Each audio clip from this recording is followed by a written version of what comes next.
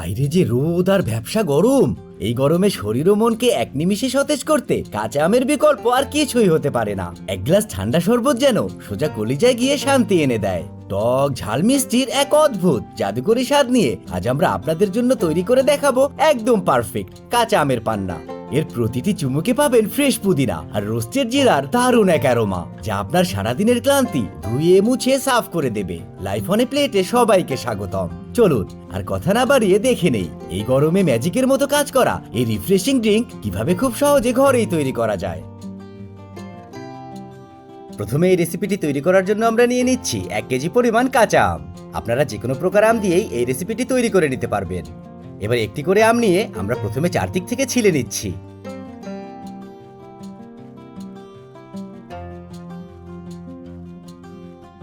এরপর আমের মাথার অংশটুকু ফেলে দিয়ে আমটিকে 4 ভাগে ভাগ করে নিচ্ছি।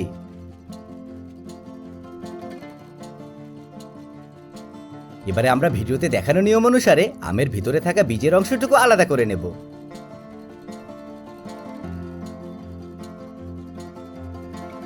আমগুলো কেটে এভাবেই রেখে দিলে বাইরে থেকে অক্সিডাইজ হয়ে কালো হয়ে যাবে, আর এটা যেন না হয় তার জন্য আমরা আমগুলো কাটার সাথে সাথে একটি পানি ভরা পাত্রে রেখে দিচ্ছি। তাহলে আমগুলো আর কালো হবার কোনো সম্ভাবনাই থাকবে না। সবগুলো আম কেটে নেওয়া হলে এবার আমগুলো পানিতে ধুয়ে নিচ্ছি, এবং ধুয়ে নেওয়া হলে পানি ঝরিয়ে একটি রান্নার হাঁড়িতে অ্যাড করে নেব।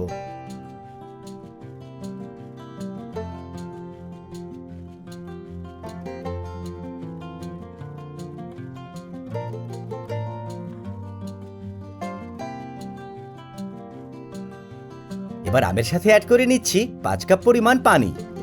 এখানে পানির পরিমাণটা অবশ্যই ঠিক রাখতে হবে, কারণ এই পানিটি দিয়েই আমরা আমের পাল্পটুকু তৈরি করে নেব।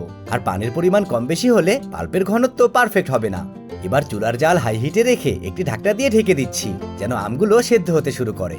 আমগুলো একদম পুরোপুরিভাবে সেদ্ধ করে একদম নরম হয়ে আসা পর্যন্ত জাল করে নেব। আর এই প্রসেসটা হতে প্রায় 10 থেকে 15 মিনিটের মতো সময় লাগবে।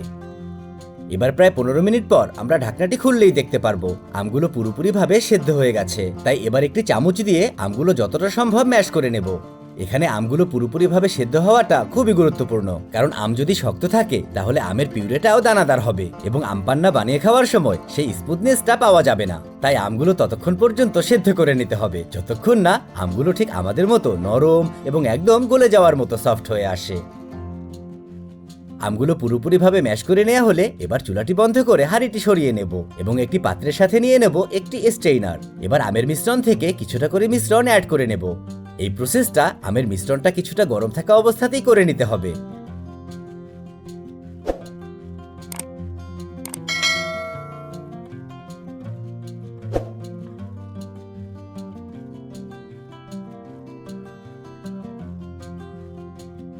আশা করি দেখতেই পারছেন আমরা আমের মিশ্রণটি থেকে কিভাবে আমের পাল্পগুলো বের করে নিচ্ছি। যেহেতু আমের পাল্পটা খুবই গরম, তাই অল্প অল্প করে অ্যাড করে ছেঁকে নিলে সুবিধা হবে।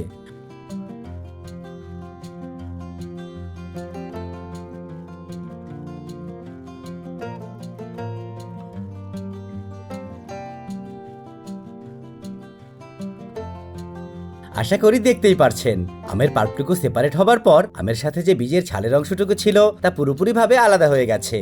এবার এই অংশটুকু ফেলে দিয়ে আমরা একইভাবে বাকি মিশ্রণটি থেকে আমের পাল্পটুকু সেপারেট করে নেব। এবার চলুন আপনাদের দেখিয়ে দিই সম্পূর্ণ পাল্পটুকু আলাদা করে নেওয়া হলে এর টেক্সচারটা কেমন হবে এবং এর থিকনেসটা কতটা ঘন হবে। আশা করি দেখতেই পারছেন আমরা কতটা সহজভাবে আম থেকে পাল্পটুকু আলাদা করে নিয়েছি, এবং যেহেতু আমগুলো পারফেক্টভাবে সেদ্ধ হয়েছে তাই পাল্পের টেক্সচারটাও একদম সফট এবং ক্রিমি হয়েছে। এরপর আমরা নিয়ে নেব 1 কাপ পরিমাণ ফ্রেশ পুদিনা পাতা। এবার পাতাটুকু পেস্ট করে পিউরিটার সাথে অ্যাড করে নেওয়ার জন্য একটি ব্লেন্ডার জারে অ্যাড করে নিচ্ছি কিছুটা পাল্প। আমরা এখানে 2 কাপের মতো পাল্প অ্যাড করে নিয়েছি। পাল্পটুকু অ্যাড করে দিয়ে দিচ্ছি পুদিনা পাতার সবটুকু। এরপর ব্লেন্ডারে ব্লেন্ড করে আমরা ঠিক এমন একটি মিশ্রণ তৈরি করে নেব। দেখছেন সামান্য একটু পাল্প অ্যাড করেছি বলেই পাতাগুলো একদম মিহিভাবে ব্লেন্ড হয়েছে এবং তার সাথে কোনো পানিও অ্যাড করতে হয়নি। এবার এই পাল্পটুকু আমরা বাকি আমের পাল্পের সাথে অ্যাড করে নেব। এই পুদিনা পাতাটা কিন্তু আমের টকের সাথে খুবই সুন্দর একটা ব্যালেন্স তৈরি করবে। তার সাথে পুদিনা পাতা থেকে আম পান্নাতে খুব সুন্দর একটা ফ্রেশনেস অ্যাড হবে, যার কারণে খেতেও কিন্তু খুবই দুর্দান্ত স্বাদের হবে। এবার এই প্রসেসটা শেষ হবার সাথে সাথে আমরা একটি আলাদা প্যান নিয়ে এতে অ্যাড করে নেব 1.5 টেবিল চামচ পরিমাণ আস্ত জিরা। তার সাথে অ্যাড করে নেব 1/2 টেবিল চামচ পরিমাণ কালো গোলমরিচ। এবার চুলার জাল মিডিয়াম হিটে রেখে আমরা মশলাগুলো অনবরত নেড়েচেড়ে খুব ভালো করে ভেজে নেব। মশলাগুলো অবশ্যই একটু বেশি সময় ধরে ভাজতে হবে, যেন জিরার রংটা কিছুটা চেঞ্জ হয়ে আগের রঙের থেকে একটু গাঢ় হয়ে আসে। মশলাগুলো ভেজে নেওয়া হলে একটি পাত্রে ঢেলে নিচ্ছি এবং ঠান্ডা হয়ে আসলে ব্লেন্ডারে একদম মিহি করে গুঁড়ো করে নেব।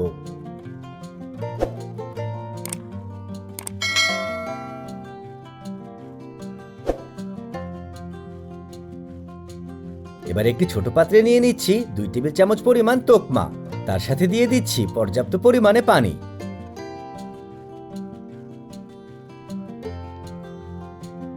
আশা করি দেখতেই পারছেন তোকমাতে পানি অ্যাড করার সাথে সাথেই কিন্তু ফুলে উঠতে শুরু করেছে। তোকমা কিন্তু বিভিন্ন প্রকারের হয়ে থাকে, তবে এই রেসিপিটি তৈরি করার জন্য আমাদের মতো এমনটা কালো জিরার মতো দেখতে তোকমাটি ব্যবহার করতে হবে, কারণ এটা একদমই আঠালো না এবং একটির সাথে আরেকটি লেগে ধরে না। এবং এই তোকমাটির মাউথফিলটাও বাজারে থাকা সাধারণ তোকমার থেকে একটু ভিন্ন, তাই খেতেও খুবই ভালো লাগে। তোকমাগুলো যেন পুরোপুরিভাবে ভিজে যায়, তাই আমরা আগেই পানি অ্যাড করে ভিজিয়ে রাখলাম। এরপর আমরা একটি রান্নার হাঁড়িতে অ্যাড করে নিচ্ছি 1 কেজি পরিমাণ চিনি। তার সাথে দিয়ে দিচ্ছি 2 কাপ পরিমাণ পানি।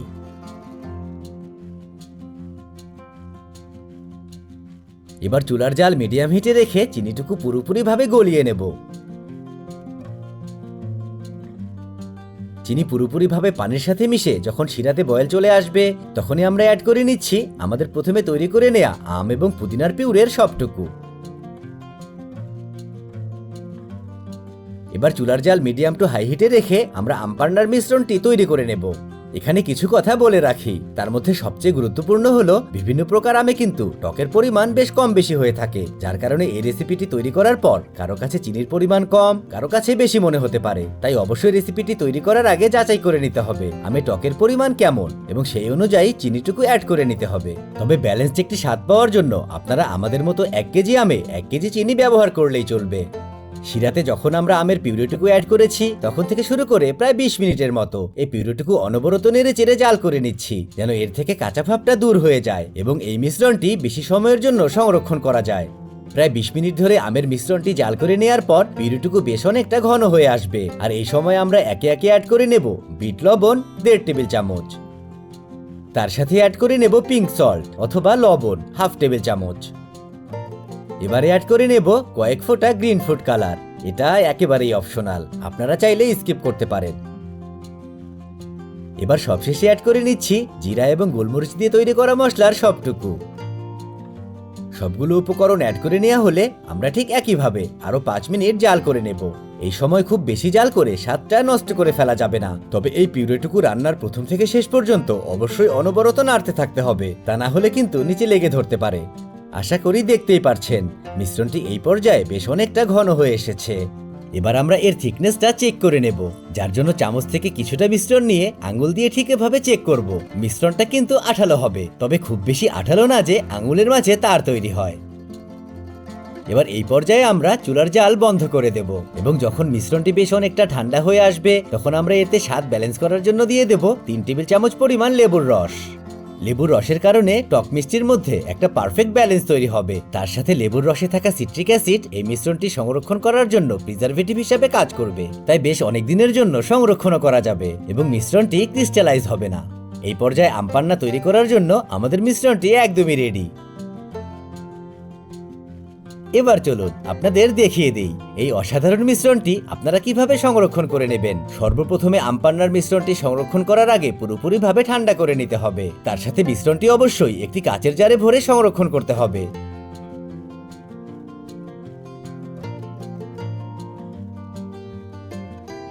আপনারা যদি এই মিশ্রণটি বাইরে রেখে সংরক্ষণ করেন তাহলে 7 থেকে 8 দিনের মতো ভালো থাকবে, তবে যদি ফ্রিজে রেখে দেন তাহলে অনায়াসে 1 বছরের জন্য রেখে খেতে পারবেন, কোনো সমস্যা হবে না। তার সাথে জারটা কিন্তু অবশ্যই এয়ারটাইট হতে হবে। এখন এই মিশ্রণ দিয়ে অসাধারণ আমপান্না তৈরি করার পালা, যার জন্য আমরা একটি পাত্রে অ্যাড করে নিচ্ছি 2 কাপ পরিমাণ আইস কিউব। তার সাথে দিয়ে দিচ্ছি আমাদের ভিজিয়ে রাখা তোকমার সবটুকু।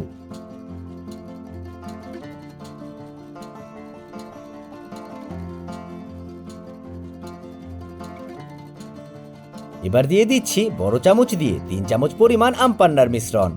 এখানে আসলে মিশ্রণ অ্যাড করার কোনো সঠিক পরিমাণ নেই। কেউ বেশি দিয়ে খেতে পছন্দ করে, আবার কেউ কম, তাই আপনাদের স্বাদ অনুযায়ী অ্যাড করে নেবেন।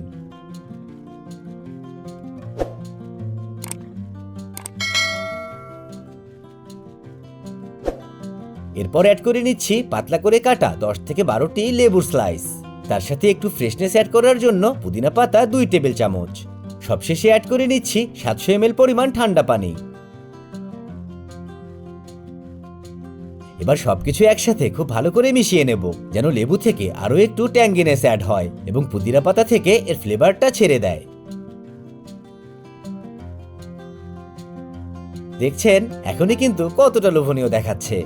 বাসায় যে কোনো ধরনের গেস্ট হোক বা এই তীব্র রোদে বাইরে থেকে আসা, সিচুয়েশন যেমনই হোক না কেন, আম পান্না তৈরি করার মিশ্রণটি যদি বাসায় বানানো থাকে তাহলে কিন্তু শান্তি আর শান্তি। পরিবেশন করার জন্য আমরা একটি পাত্রে কিছুটা শুকনা মরিচ গুঁড়া, তার সাথে কিছুটা লবণ অ্যাড করে মিশিয়ে নেব। এরপর একটি লেবুর চাক নিয়ে গ্লাসের মুখের অংশটা হালকা করে লেবুর রস দিয়ে ভিজিয়ে নেব আর মরিচ এবং লবণের মিশ্রণের সাথে লাগিয়ে নেব। দেখছেন দেখতেও কিন্তু খুব ইউনিক দেখাচ্ছে। এবার আর কি, সবশেষে তৈরি করা আম পান্না গ্লাসে ভরে উপরে লেবু পুদিনা পাতা দিয়ে সাজিয়ে নেব। তার সাথে একটা স্ট্র অ্যাড করে খালি প্রেজেন্টেশনের পালা। সবকিছুই তো দেখিয়ে দিলাম, তাই এবারে না বানানোর কোনো বাহানাই চলবে না। তাই চলে যান আপনার প্রিয় রান্নাঘরে এবং আমাদের দেখানো নিয়মগুলো ঠিকঠাক ভাবে প্রথম থেকে শেষ পর্যন্ত অনুসরণ করে বানিয়ে ফেলুন এমন একটি দুর্দান্ত এবং খুবই অসাধারণ স্বাদের আম পান্না, যার স্বাদ, ঘ্রাণ এবং সতেজতা সবকিছুই আপনার প্রাণ ছুঁয়ে যাবে।